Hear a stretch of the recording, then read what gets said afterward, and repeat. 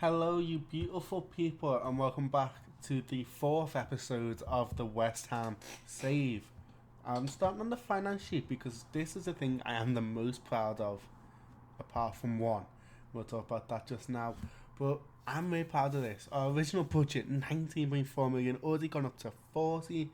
Really good in terms of the balances.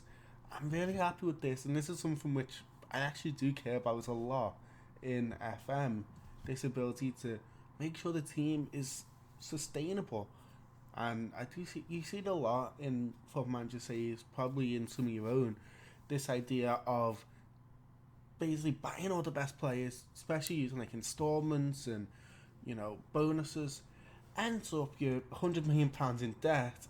The board gets sold, and it's just unrealistic. Like, you would get fired if you were willing to do that. Imagine a director of football saying, "Yeah, we can sign Messi," doing it, and everyone going, "Yeah, that's great. Oh, by the way, we can no longer afford to pay for the players' wages." So I'm really happy with this. But the next thing I'm most happy of is up here. So we finished off with a 6-1 loss to Liverpool, and I wish I kept recording because we went on to beat Manchester City 2-0, an 8.1 man of the match rating from David De Gea. He's wondered why I signed him. So for moments like this, when it matters, when it all comes down to this, David De Gea is the top man you want in the sticks. He is so good when the pressure shines. Alongside that, we would go on to beat Servette in our opener of the Europa League.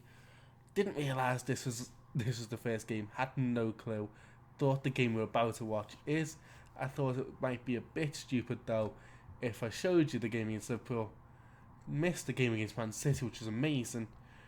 Then went on to record against Servette, and I really worried we were gonna lose to them. And you all thought I say scummed for Man City, which you probably do anyway. Promise you I did not, because I would have say scummed later on. As we beat Burnley 2-1, a late goal from Luca Cogliosho, who is a great player, by the way. Probably a little bit underrated here in Burnley, but again, 19 years old, he might develop. I'm always confused by winger attributes, I've got to be honest, because I feel like they're really highly rating Cogliosho. I just don't know how. I don't know if it's the pace, I don't know if it's the bravery. Don't know. There's something there which I know matters. I'm just not sure what. But yeah, goals from Soufal and Daka. And then we'd go on to beat Peterborough 6-1, which again I was really happy with. Juan Familia Castillo with the goal. For me, Chelsea and Reading. Chelsea, I knew that much. Charlton offered the posh. Now, very happy with this 6-1 win. And we had to use Devan Mubamba. He has made 4 appearances now for us. One in the Premier League, which was a cup appearance. Substitute appearance, and then one in the cup. Sorry. I'm still not feeling well. I haven't since I've actually started recording the save. A little bit of a cold. Obviously, it's getting into winter now, and I work involves a lot of people, so I don't feel like I ever stop being ill until I have like a week off, which I never get. And then we'd go on to lose 1-0 to Aston Villa, a goal from Nicolo Zaniolo, which I'm not ashamed to lose to Villa. They are a great team. I believe they are third in the league, second now in the league. Zaniolo, a great player.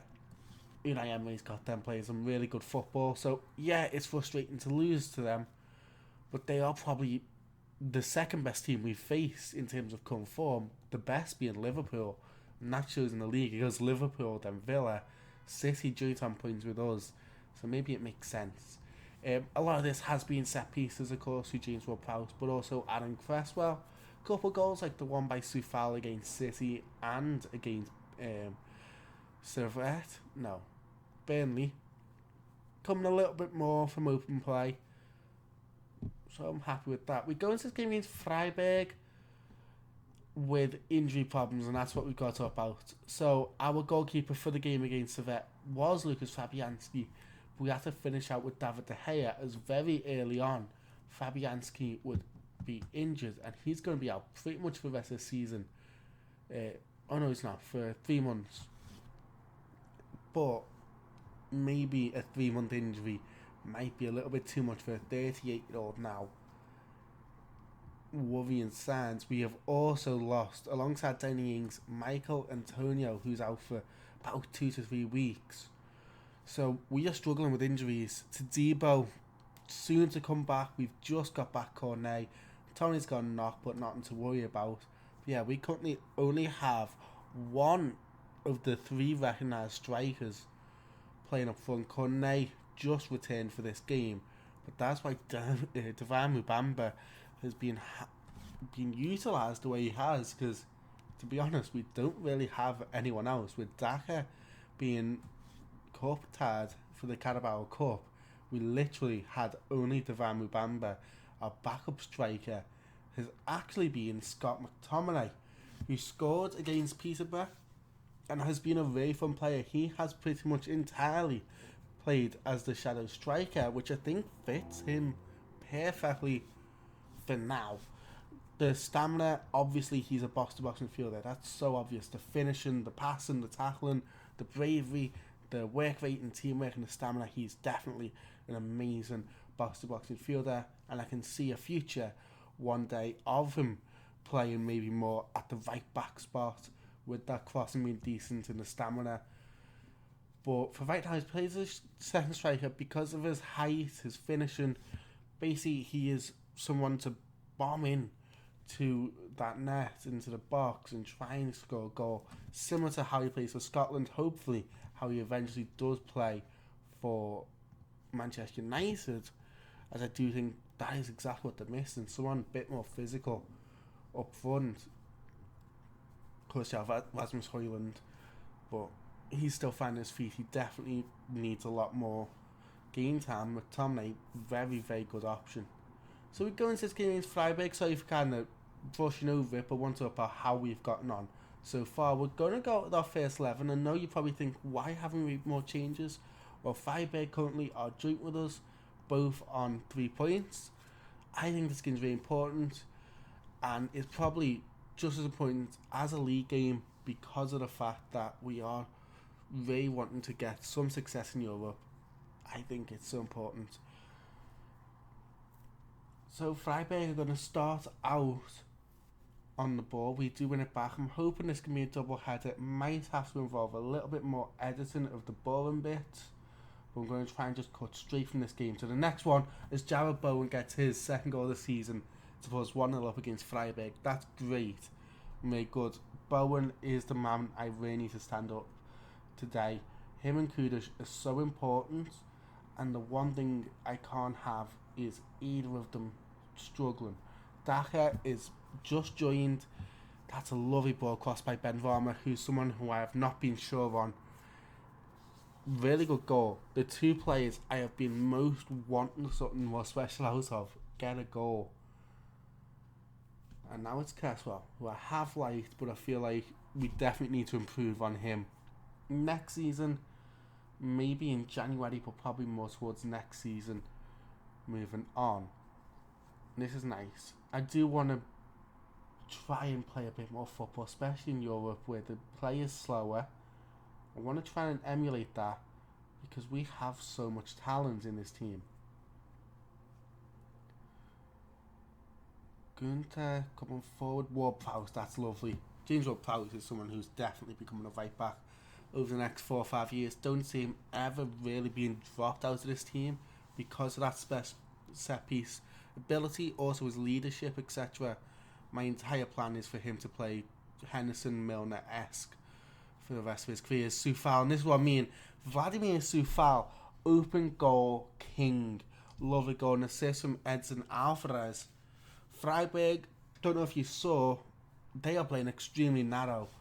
Very important that our wingers are able to perform, and it's exactly what's happening. You can see from here, they have 2 DMs and 2 fullbacks as their sort of reign of defence against our onslaught, and Bowen and Ben Rama, even Cresswell, are basically pinning back these fullbacks, whilst Kudos and Daka can pin back the centre backs and the DMs. Literally, you can see right there, Ginter, so Matthias Ginter, Maximilian Eggstein, and Philip Reinhardt, all pinned back by Daka and Kudos, leaving Vincenzo Grifo, one of the attacking midfielders, to be the one marking more fouls, and Hoffler, who believes is their second striker, working on Edson Alvarez. There's so much space for our attack. This could be a huge win. This is the importance. Sorry, Hoffler's a DM. I got mixed up with Hoyler. So we are.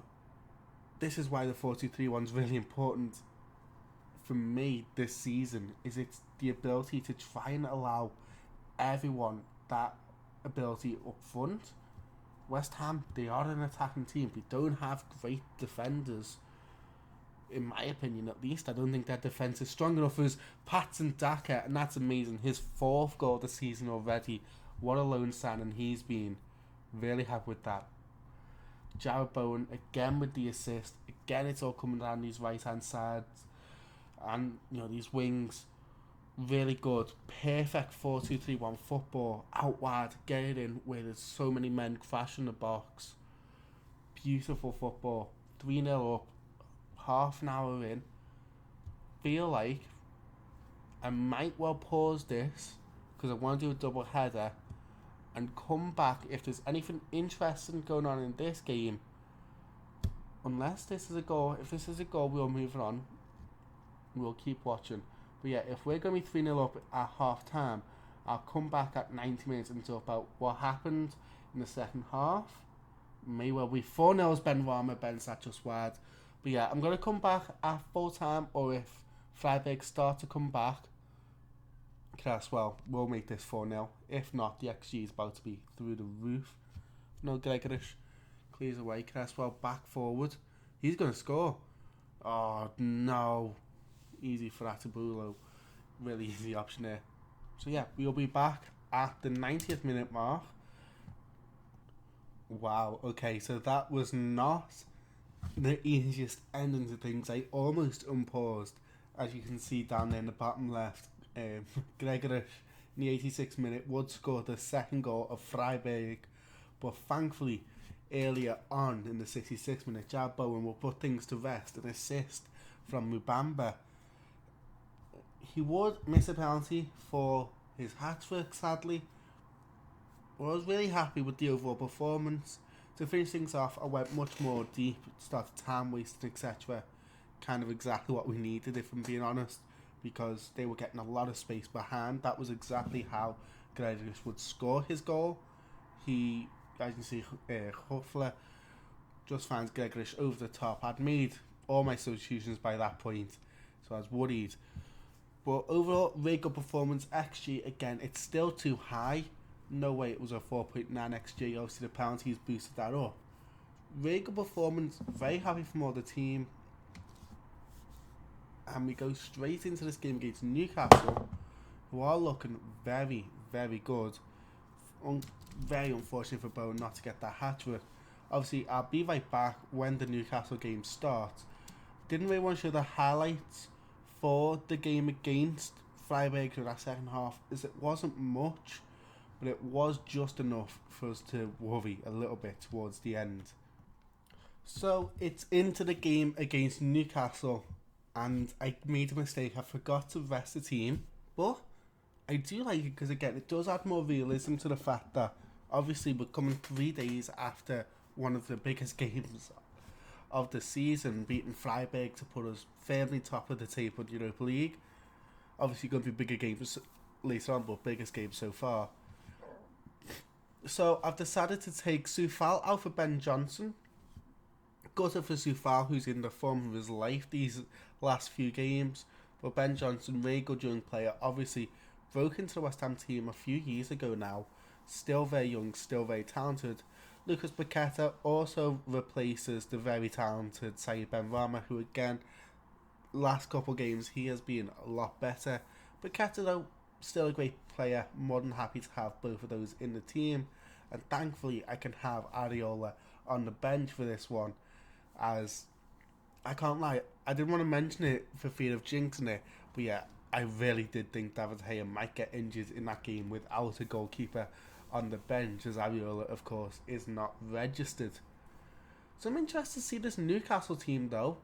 In terms of new signings, I don't see any there on the bench, and they have a very, very thin squad right now. I'm assuming there has to be at least a few injuries to this Newcastle side. Let's see. So, poor Dummy, Dan Burns out injured. That's probably not helping.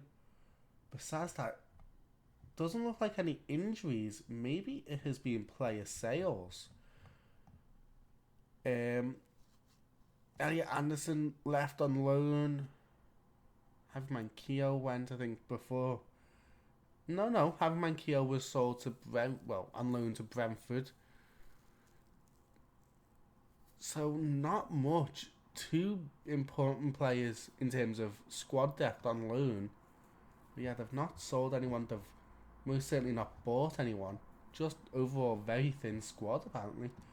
I feel like they have a better bench than for like what was that, 4 or 5 youngsters. I do think we're going to get thrashed in this game though. One, because of the fact it's 4-2-3-1 against 4-3-3, and 4-3-3 was literally the antidote to Mourinho and pretty much every top team's 4-2-3-1 at the time, from Galacticos to Chelsea and the entire top 4 of Everton, of England at the time. The only team that wasn't playing 4-2-3-1 was Barcelona. Even then, it was kind of flirting with it. So, that's well, nice header. Again, Alvarez. To be fair, we have had the run of the game so far, these opening 15. Gonna put down to the weather. As Kudos pulls it across, Patson Daka. He is undroppable in the form of his life, and Leicester must be looking around thinking, how on earth did we let him go on loan? Not even a straight up transfer fee. The Championship have just given a Premier League team, a top Premier League team, their best striker, as he makes it 1-0. The wingers are on fire. Haven't so far it entirely been Ward-Prowse's team. Suddenly the wingers looking a lot better. Free kick in, but this is where we look to plan. The whole team's built around these counter-attacks. Quick, fast players as Patson Daka picks the ball up for his second of the game, and he gets it. Jared Bowen with the assist after Piquet got the first assist, and it's all Patson Daka. Kudos, you are no longer the star man. Patson Daka is our star. Newcastle cannot keep up with that back line. We are in such good form. We look unstoppable. Looks like at half time we're going to have to substitute Edson Alvarez out. I am a little worried. I have faith in McTominay though. Souček will not be getting that spot. It's going to be McTominay again. We're looking to utilise pace and physicality to the best of our abilities as Bowen.